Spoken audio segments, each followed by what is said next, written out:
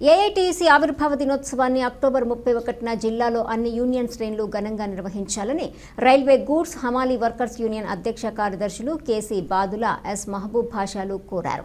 శనివారం స్థానిక Kadapa railway station goods shed union కార్యాలయంలో వారు మాట్లాడుతూ 1920 అక్టోబర్ 31న ముంబైలో లాలా లజపతి రాయ్, బిపిన్ చంద్రపాల్, ఎంఎన్ రాయ్ స్థాపించారన్నారు. స్వాతంత్ర్యం వచ్చే వరకు బ్రిటిష్ పాలకులకు వ్యతిరేకంగా కార్మికుల హక్కుల కోసం పోరాడిన ఏఐటీయూసీ పేమెంట్ యాక్ట్, ప్రమాద బీమా act, trade union act, minimum wage act, ID act వంటి 18 చట్టాలను సాధించినట్టు తెలిపారు. ఈ నెల 31న అక్టోబర్ 31 ఏఐటీయూసీ ఆవిర్భావ దినోత్సవం దేశమంతా నిర్వహించబోతారు. అందులో భాగంగానే కడప రైల్వే స్టేషన్లో ఉన్నటువంటి ఏఐటీయూసీ అనుబంధంగా ఉన్నటువంటి గూడ్స్ షెడ్ హమాలీ యూనియన్ కార్యాలయం అంతా కూడా ఈ యొక్క ఆవిర్భావ దినోత్సవాన్ని ఘనంగా నిర్వహించబోతున్నాం.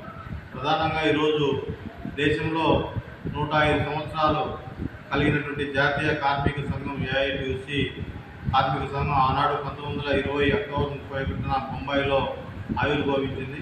ఆనాడు స్వాతంత్ర సమరయోధులైనటువంటి లాలా లజపతి రాయ్, బిఎన్ రాయ్ లాంటి వాళ్ళు ఆ రోజు బ్రిటిష్ వారికి వ్యతిరేకంగా కార్మికులకు భాగస్వాములు చేసేందుకు ఆనాడు కార్మిక వర్గాన్ని ఏఐటీయూసీని స్థాపించారు. 105 సంవత్సరాల సుదీర్ఘ పోరాట చరిత్రలో కార్మికులకు అనేక చట్టాలను, కార్మికుల యొక్క సంక్షేమానికి ఏఐటీయూసీ పాల్పడింది. మరి ఈనాడు కేంద్రంలో ఉన్నటువంటి లేదా రాష్ట్రంలో ఉన్నటువంటి ప్రభుత్వాలు కార్మిక వర్గాన్ని విస్మరించి పాలించేందుకు ముందుకు వస్తున్నాయి. అలాగే ఈనాడు రాష్ట్రంలో నూతనంగా వచ్చినటువంటి 16 నెలల కూటమి ప్రభుత్వం కార్మికుల యొక్క హక్కులను లేదా కార్మికుల యొక్క సంక్షేమాన్ని కార్పొరేట్ వర్గాలకు తాకట్టు పెట్టేందుకు ఈరోజు ముందుకు పోతుంది. ఈరోజు దేశాలు ఆస్ట్రేలియా, అమెరికా తదితర దేశాల్లో తిరిగి ఐటీ శాఖ మంత్రి నారా లోకేష్ పారిశ్రామికవేత్తలందరికీ ఆంధ్రప్రదేశ్ మీకు బాగా అనుకూలంగా సబ్సిడీలు ఇస్తామని చెప్పి చెప్తున్నారు. ఒక్కొక్క మంచిదే, పరిశ్రమలు తీసుకురావడం మంచిదే.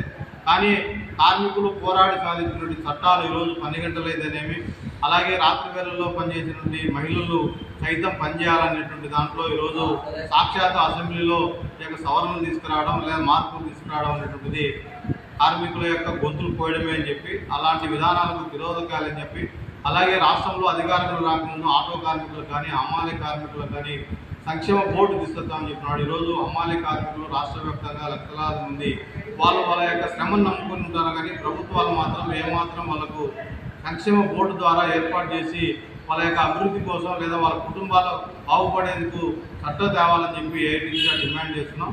ఈ నెల 31న ఆవిర్భావ దినోత్సవం నాడు ప్రతినిధి కార్మికుల యొక్క భవిష్యత్తు పోరాటం చేసేందుకు ముందుకుంటారని చెప్పి ఘనంగా నిర్వహించాలని చెప్పి ఈ సందర్భంగా తెలియజేస్తున్నాం.